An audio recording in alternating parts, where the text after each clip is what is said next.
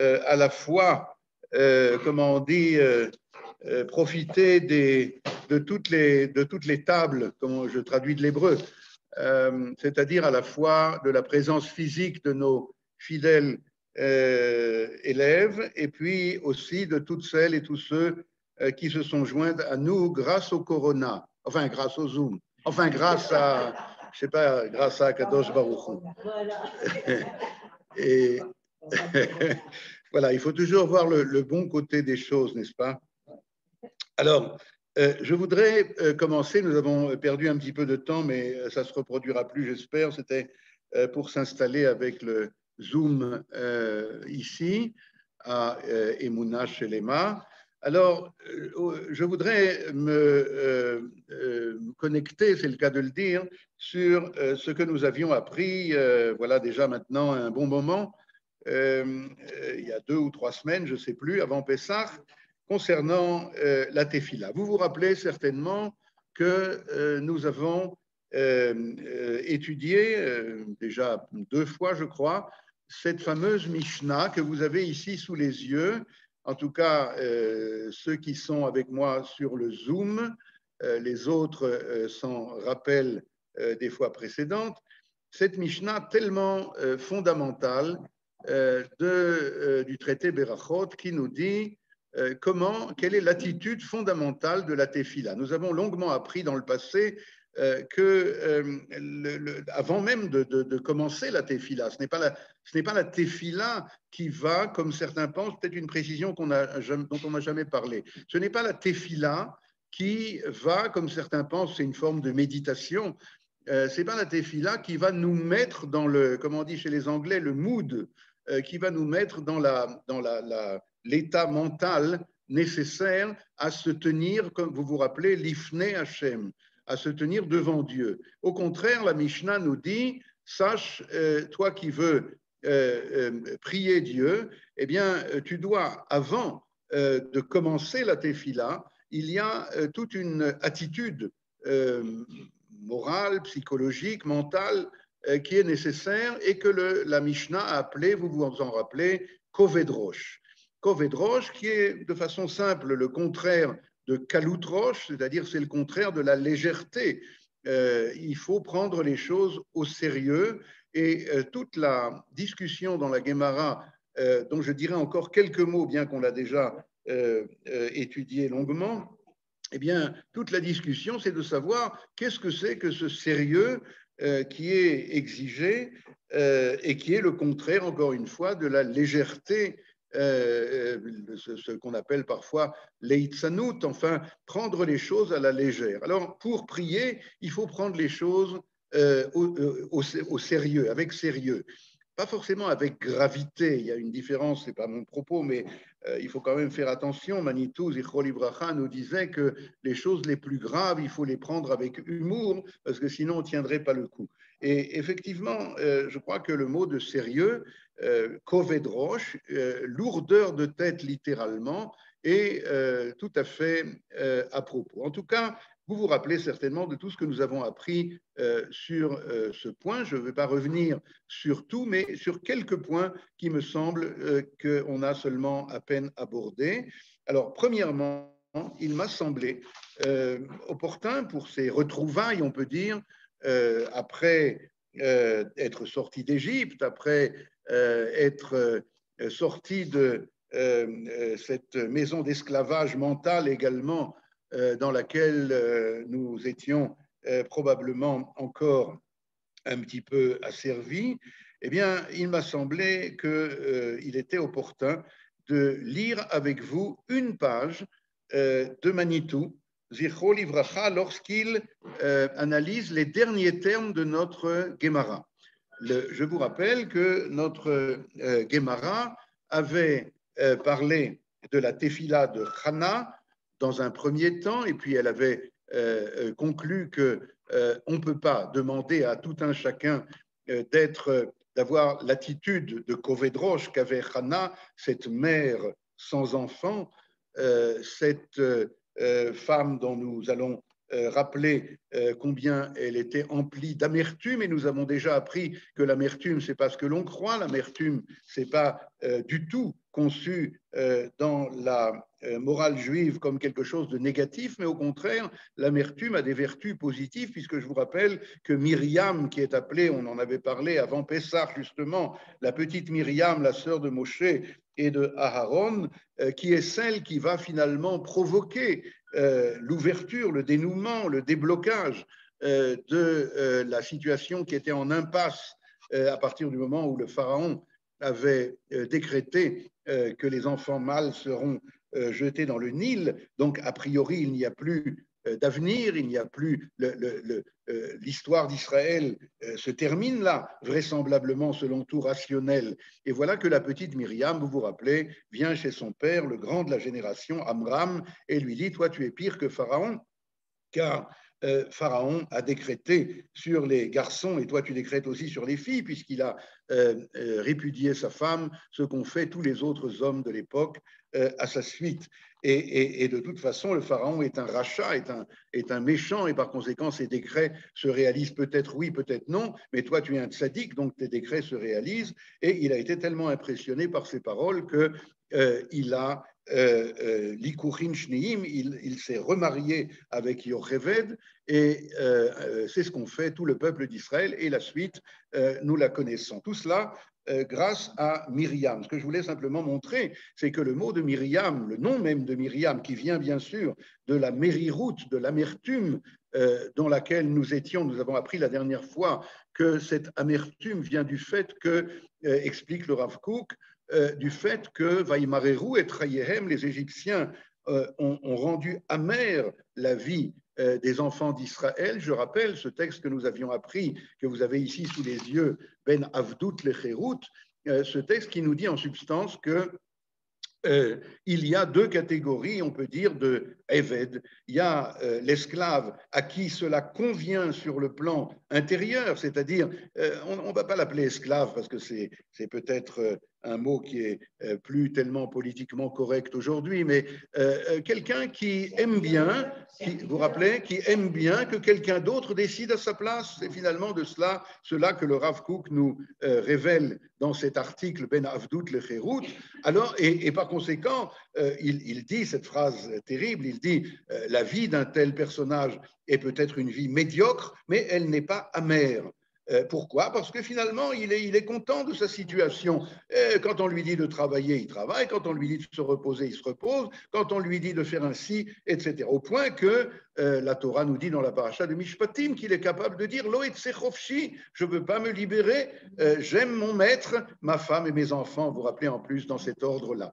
Alors, je ne veux pas reprendre tout ce que nous avons appris, mais simplement relier les choses les unes avec les autres pour terminer ce rappel en disant que le Rav Kook nous dit, par contre, il y a un Eved, il y a un esclave, un serviteur, qui lui est amer de cette situation de servitude, parce que c'est un homme libre, comme le peuple d'Israël, descendant, dit-il, d'Abraham, Yitzhak et Yaakov, qui sont les hommes libres par excellence, et voilà qu'on a été mis en situation historique de servitude, d'esclavage, et c'est la raison pour laquelle cela a été amer. Vaïmareru et Trayehem, ils ont rendu amer notre vie. Eh bien, ce que je voulais simplement rappeler à ce propos, c'est que Myriam, qui est donc appelée au nom de cette amertume, qui est tout entière, que ça veut dire appeler son nom, sa nature même est une nature d'amertume, pourrait-on dire, mais c'est aussi, et en même temps, et c'est ce que nous avons appris la dernière fois, de la racine méri, qui veut dire révolte. C'est en même temps cette amertume que nous avons définie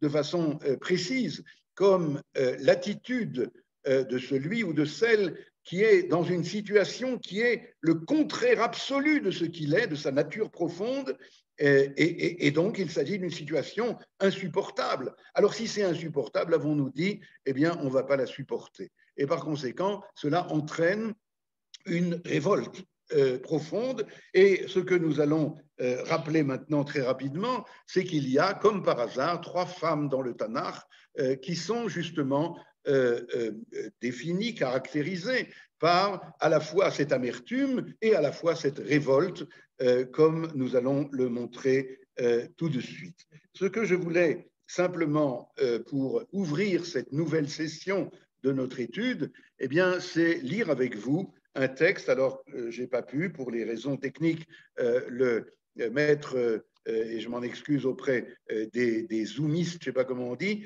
de ceux qui nous voient par Zoom, mais nous avons distribué ici un texte, je vais le lire tranquillement, doucement, que vous l'ayez aussi un petit peu dans les oreilles, un texte de Manitou qui justement parle de cette Guémara concernant le Kovedrosh. Alors je rappelle, la première possibilité, la première hypothèse de travail de la Guémara, c'était que, qu'est-ce que c'est le Kovedrosh? C'est comme Chana qui était amère, mais elle rejette cette possibilité car elle était trop amère.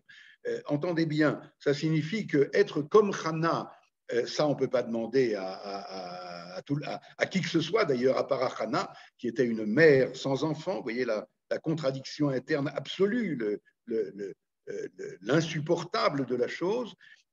Mais d'un autre côté, il reste quand même, malgré que cette proposition est repoussée dans la Gemara, il reste quand même le fait que un peu d'amertume, ça c'est quelque chose qui doit marquer, qui doit interférer chez chacun, chacune qui se tient en attitude de prière. Ça fait partie de la constellation qu'on appelle le Kovedrosh. Ça n'est pas directement la définition, car c'est impossible, c'est trop, mais un peu d'amertume. Ça veut dire un peu d'amertume, traduisons maintenant que nous avons appris un peu mieux ce qu'est l'amertume elle-même, dans le sens hébraïque du mot, eh bien, cela signifie que, comment dire, avant de commencer la tefila, je dois absolument m'arrêter un instant et me demander si je suis capable de supporter tous les manques de ce monde-ci, le manque de la maladie, le manque de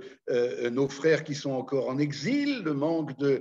enfin, toutes les brachot essentielles des 18 bénédictions, en tout cas des 13 intérieures du Shmona Esrei, quelque part, il faut qu'il y ait un soupçon de, comment dire en français, d'insupportable.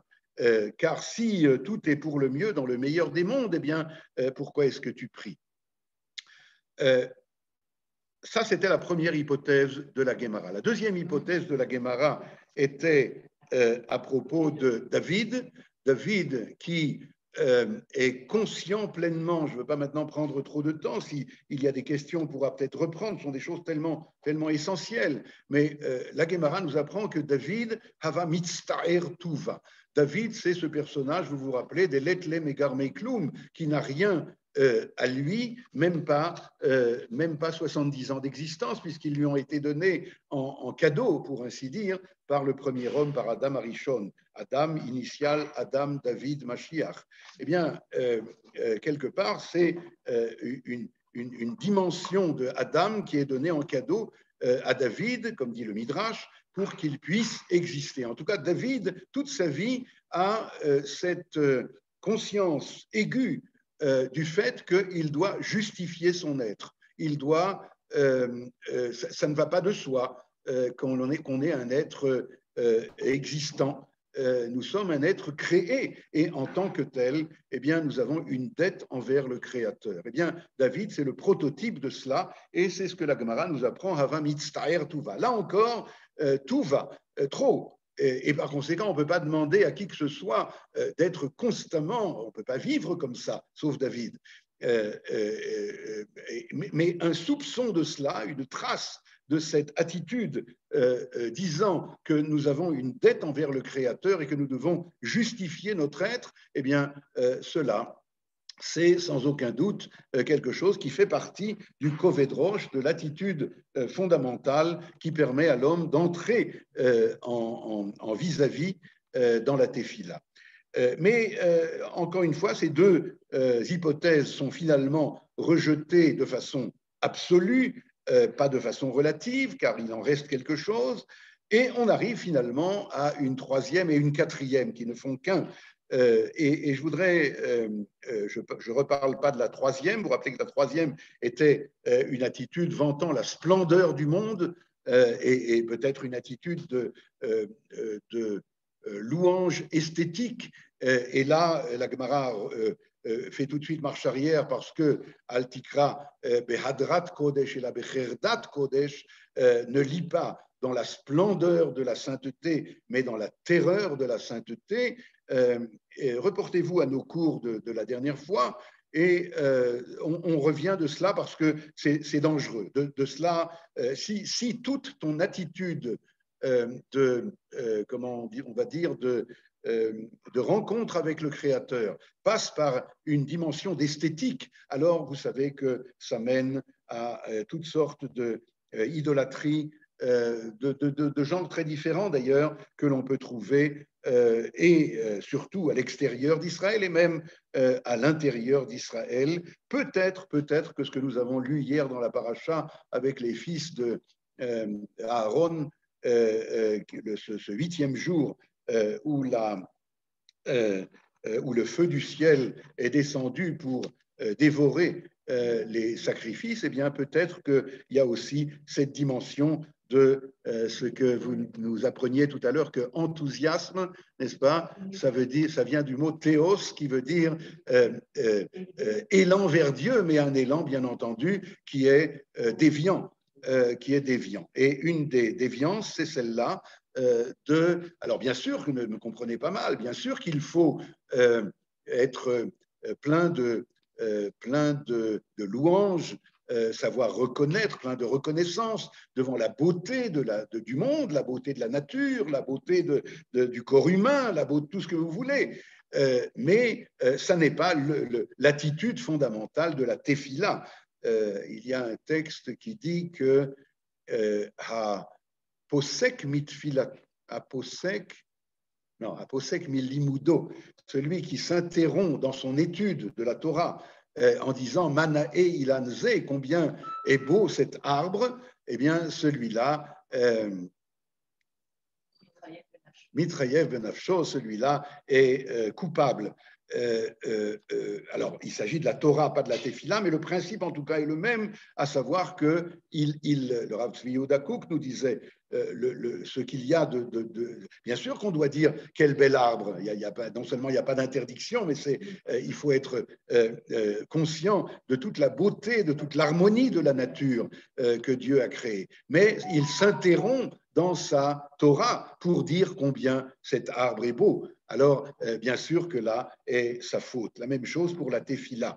Et bon, alors, je voudrais donc prendre maintenant la quatrième hypothèse de la Guémara, dont vous vous rappelez que nous avons appelé cela d'un nom que j'ai emprunté au Sefer Yetzira, au livre très ancien attribué à Avraham Avinu, ce livre de Kabbale, l'un des premiers, sinon le premier, qu'on appelle Sefer Yetzira. Et là-bas, il parle à plusieurs reprises d'une notion très importante qu'on appelle Matkela. Matkela, je vous avais appris que, je reprends cela parce que dans les chats de la dernière fois, et je n'avais pas eu le temps d'y répondre, quelqu'une d'entre vous, je ne sais pas exactement qui, avait dit que ce n'était pas suffisamment clair. Alors, je prends encore le temps de l'exposer. Matkela, le tav araméen, c'est un mot araméen, c'est comme le shin en hébreu. Matkela, vous reconnaissez le mot mishkal, shokel, c'est-à-dire équilibré, peser, sous-peser, équilibré. Eh bien, la quatrième proposition de la Guémara était à propos du verset que nous allons reprendre maintenant dans le Zoom très rapidement. Un instant. Voilà. C'est là. Alors, la dernière proposition est la Amarav Nachman Bar Yitzhak Mehacha. C'est d'ici que nous l'apprenons. Vous voyez ce texte. Ivdu et Hashem be'yir'a vegilu bir'ada. Texte très curieux. Servez Dieu avec crainte et c'est là l'expression qui nous occupe, réjouissez-vous avec tremblement. Alors, la Gemara s'étonne, Ma'evegilu birada, comment on peut se réjouir avec tremblement? Tremblement et réjouissance, c'est exactement antagoniste. Amar Ravada bar matna amar Rabba bemakom gila sham tehere ada.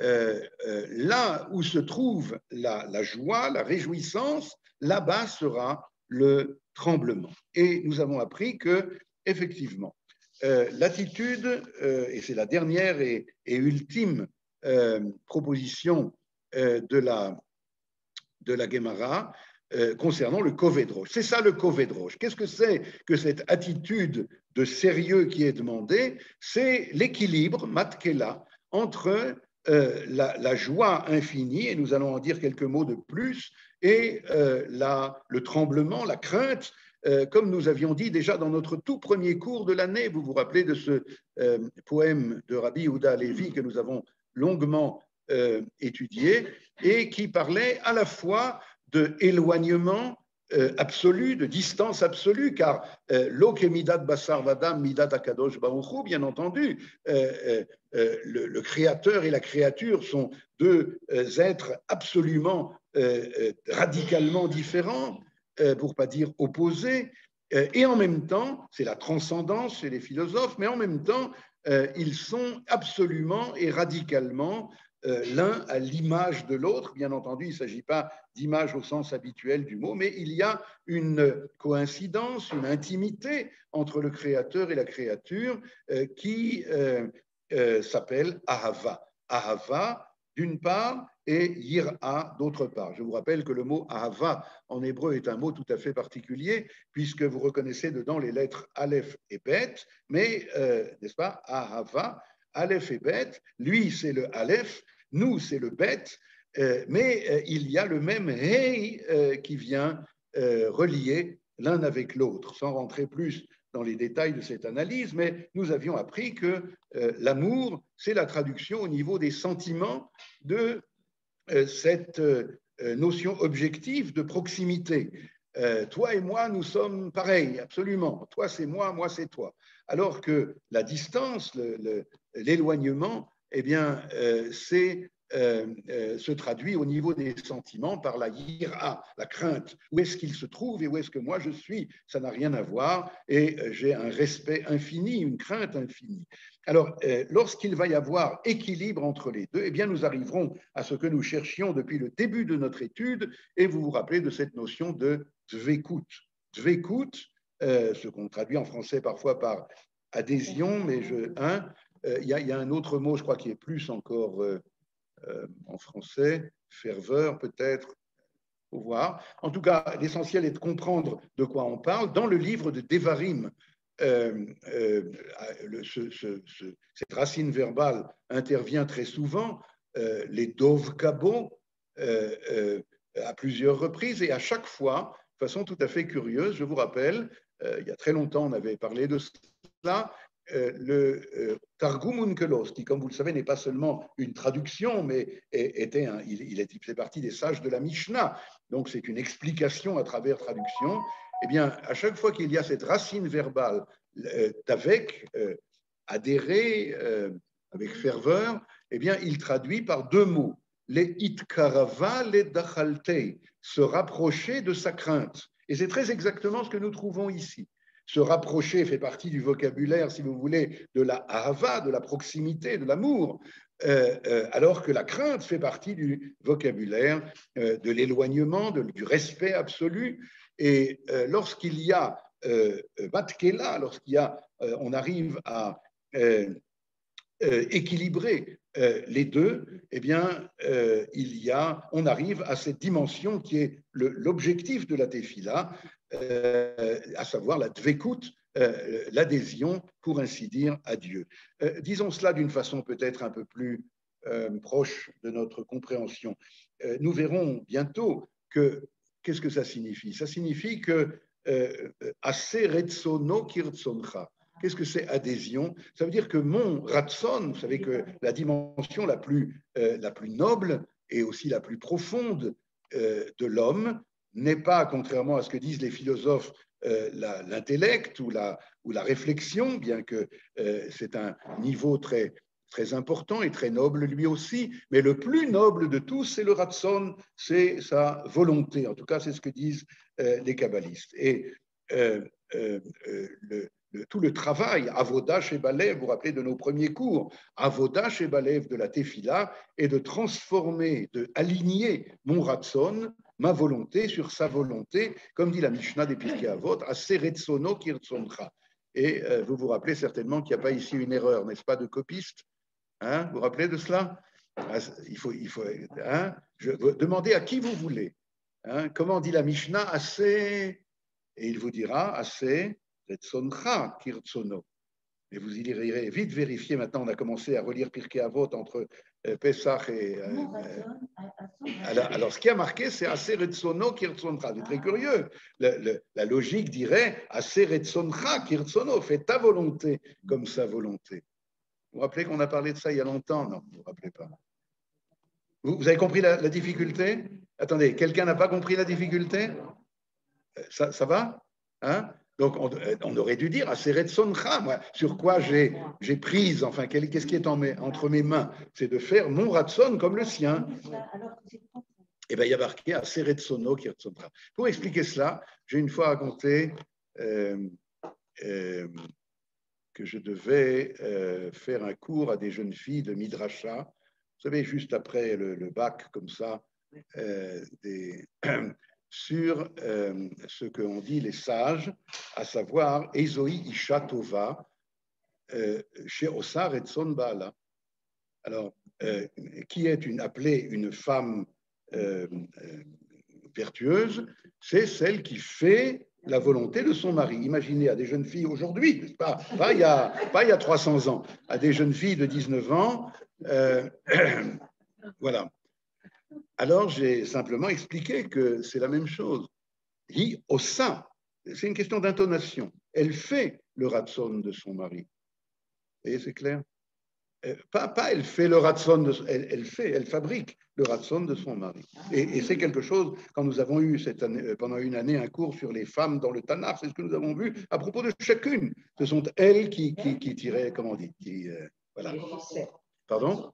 Alors ici, c'est pareil, la relation entre absolument. Alors, j'explique, c'est ce que dit le Nefesh HaChaim.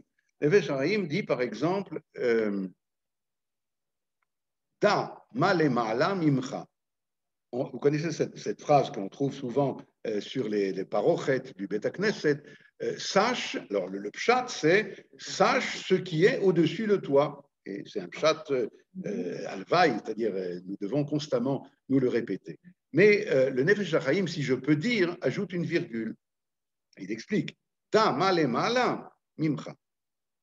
Sache que ce qui vient d'en haut, c'est de toi. Et il y a beaucoup, nous en avons un petit peu parlé à propos de la tefila de Chana, si vous vous rappelez, quand on a fait le diou, quand on a précisé ce verset tellement difficile, Vatit Palel al Hashem.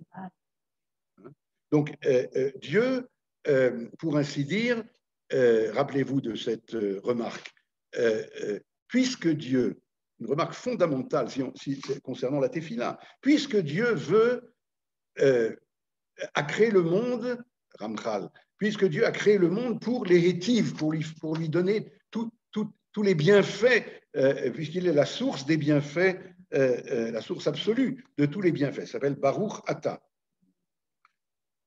Alors comment ça se fait qu'il n'y a pas de bienfaits, qu'il y a des malades et qu'il y a tout ce que vous voulez?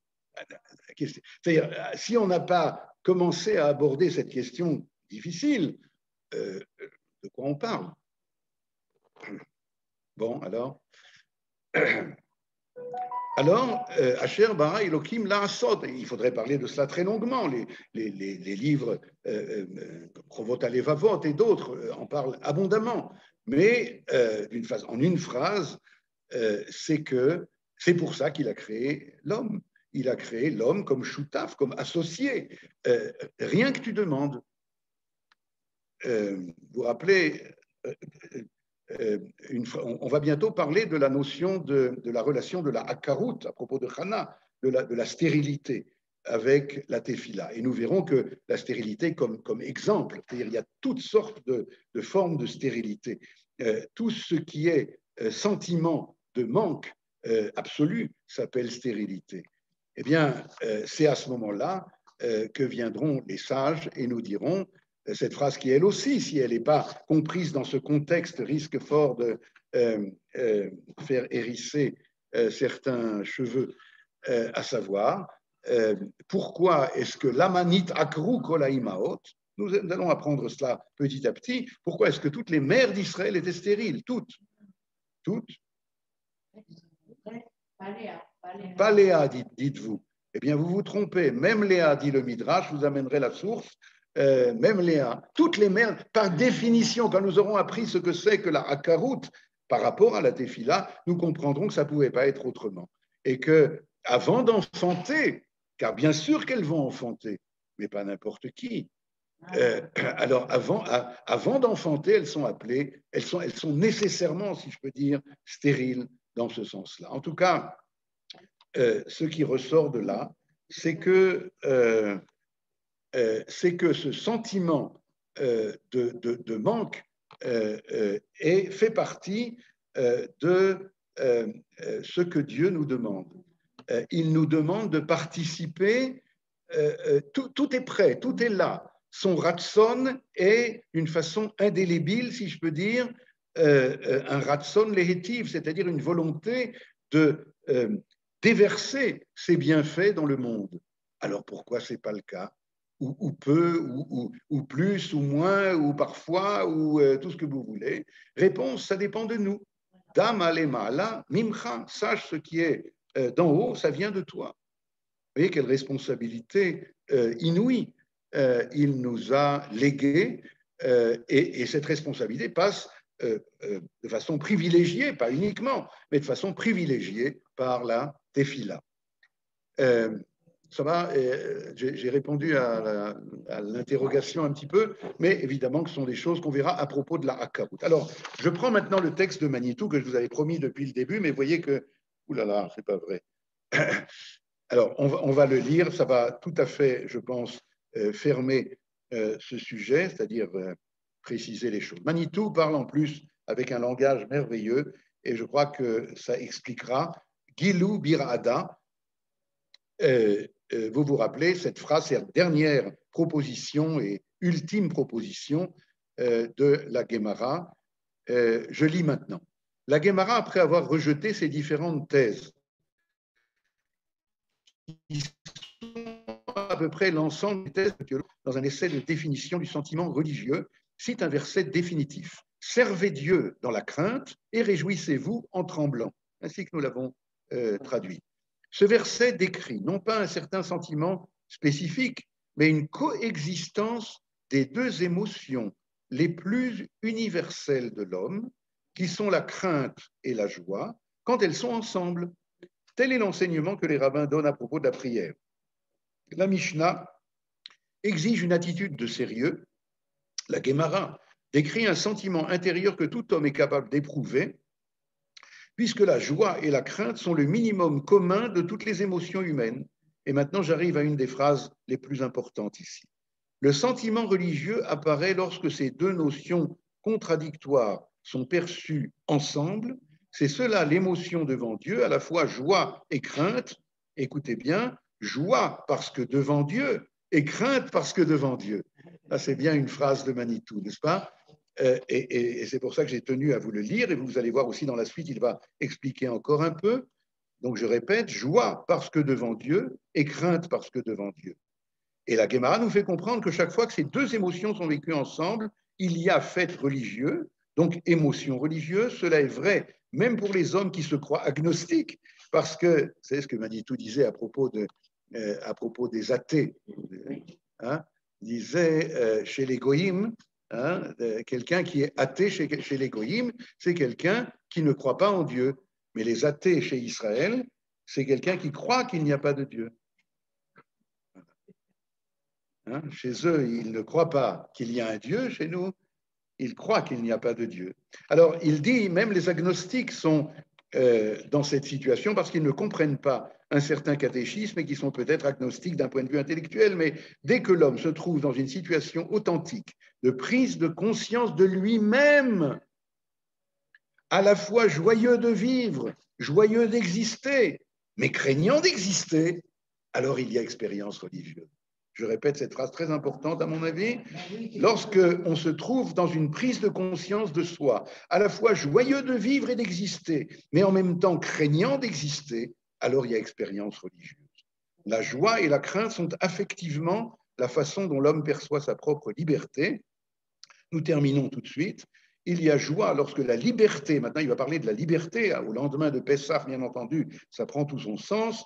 Il y a joie lorsque la liberté réussit, et il y a crainte lorsque la liberté est en échec. C'est-à-dire qu'à chaque instant où je suis covédroche, où je prends conscience avec sérieux de ma situation existentielle, alors à la fois je suis pleinement empli de joie de posséder cette liberté qui réussit, mais en même temps conscient des dangers que représente la liberté.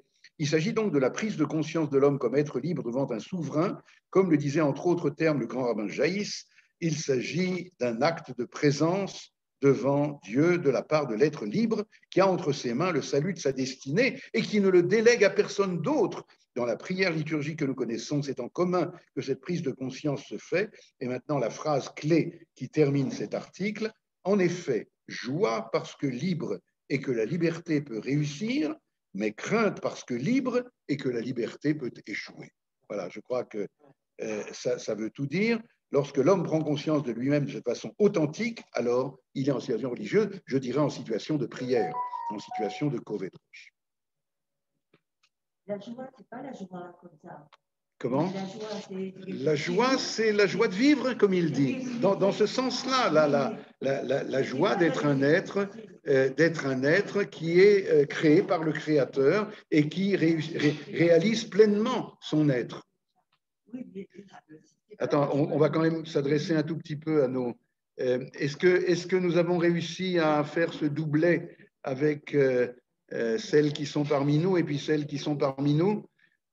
Dites-moi, vous qui êtes en Zoom, est-ce que les choses sont passées comme il faut? Vous m'entendez? Comment? Oui, voilà. Les micros sont ouverts.